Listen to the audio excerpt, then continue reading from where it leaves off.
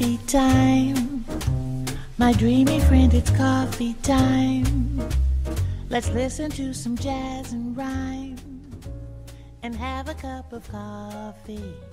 So good morning once again, together with Steef van Gorkum. We know how you drink your coffee since 2 days ago, our chief editor of ESC Daily.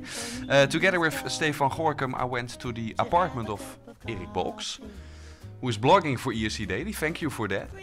But you are accredited on behalf of the OGAE from the Netherlands, the fan club. Yes. What are you technically doing in Vienna? I'm just keeping up the members for information about the rehearsal stuff and things happening around, just like ESC Daily, but then on a Dutch language version. And how do you drink your coffee? I prefer my cappuccino with a shoot of chocolate in it. So extra strong cappuccino with chocolate.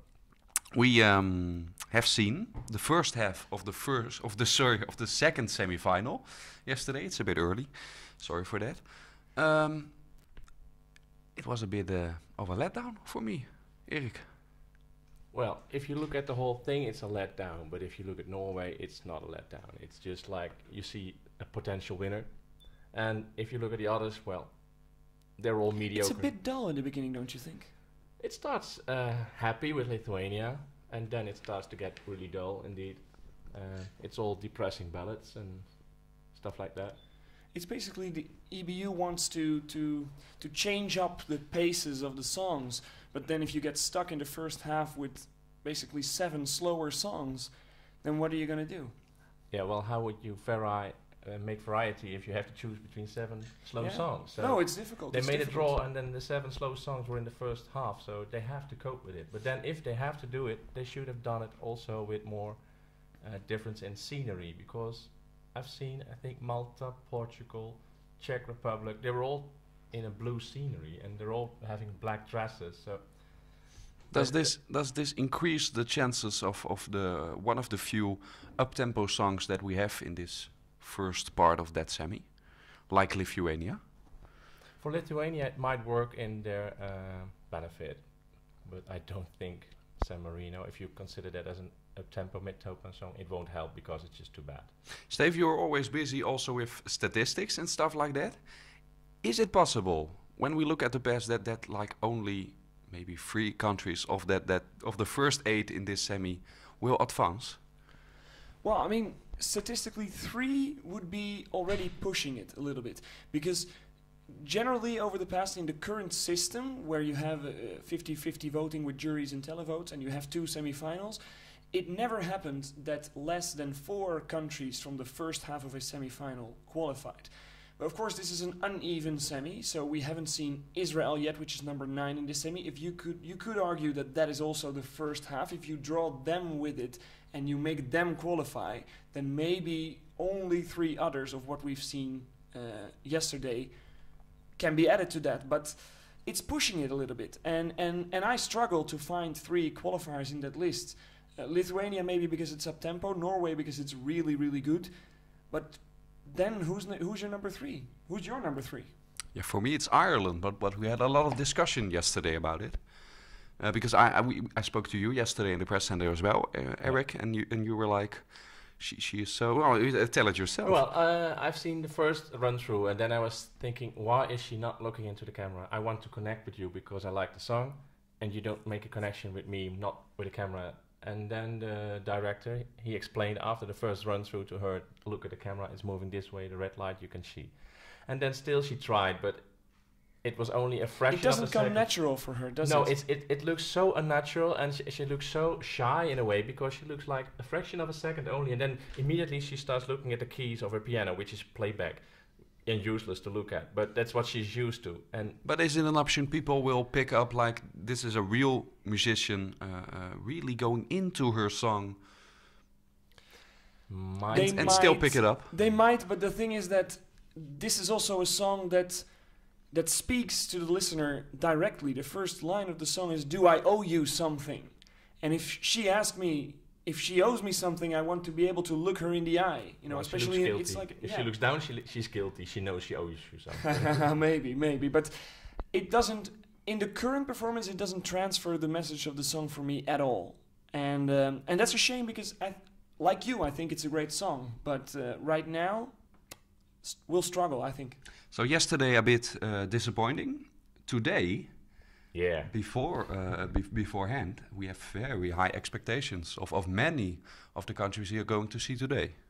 Yes, I'm looking very much forward to Latvia because that might be a troublemaker in both senses. It could be very good, it could be very bad. Yeah.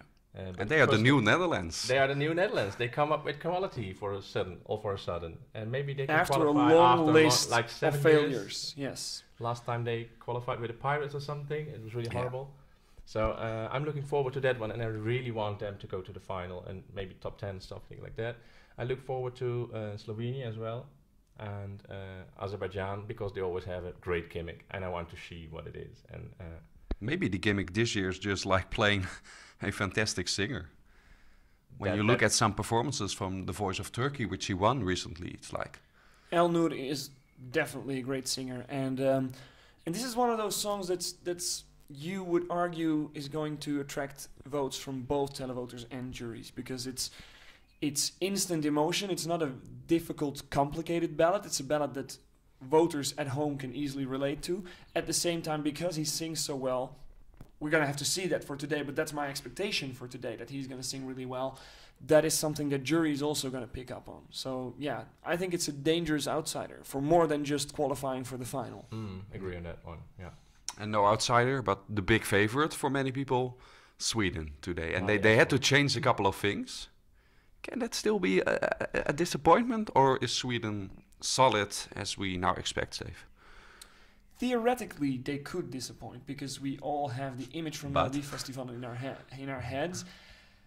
But it's Sweden, you know. Like you have these countries that always manage to come up with something great, to stage their song well, to do everything. Like, I think Sweden was the first country with Loreen in 2012 to just tell the EBU, listen, I don't know, maybe you want some shots, wide shots with the audience in there, but we don't think it suits the song. We want it like this, and we want no audience whatsoever. We want everything close. And they got what they wanted because they had the guts to ask for it and the brains to think about it. How do we want to stage and film this song? And then if you look at Måns Zelmerlöw right now, yes, they had to make some changes, but they had time to think about it, and they have a very good delegation and with the quality and the experience to come up with something good. I'm just really curious what it is. One last thing for today. Way at the end of today, we have Poland. And this year, the year after Conchita's victory, we see many countries with a message or a statement or stuff like that. We have Finland, we have Romania. Yesterday we found out during the ESC Daily show that the Belarusian song, I didn't figure it out, but it's actually about cancer awareness. So there are many countries who have like this theme. And Poland, of course, the woman who had a terrible accident and now is in a wheelchair. Will that be something that people can relate to and pick up? People can, but I think people get tired of all those messages as well. If you look at the song... Could this be the message that hits people the hardest? Then what would be the message? Look, I'm in a wheelchair. What's the message? Sympathy? Then? Sympathy. Then it's not a message, it's just getting votes because you're in a wheelchair. I beg to differ with you on that. Like, for me, the sympathy vote song in this year's competition is Finland, because that's only a gimmick. And the great thing about Poland could be that she's not only a woman in a wheelchair, but also a woman with a very decent ballad, but most of all that with a really good voice. Again, this is just speculation. Like I said with Elnur, we haven't heard it. We're looking forward to see it today.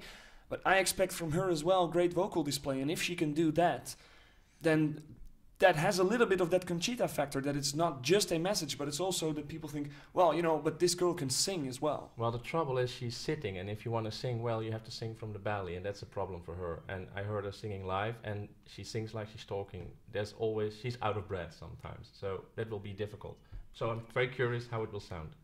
Well, let's wait for that then, because that will be a major factor for her. If it's just a gimmick, I think Poland will struggle, but if she can produce that great vocal display that she was able to do, at least when I heard performances before she had the accident, then that could be a very good entry. If she delivers, it will be a strong contender. If she doesn't deliver, it's hopeless.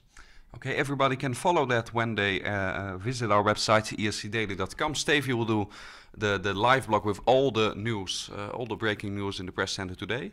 And Erik, you will provide us with all the rehearsal footage from the EBU. My pleasure. Enjoy your day. Yes, thank you.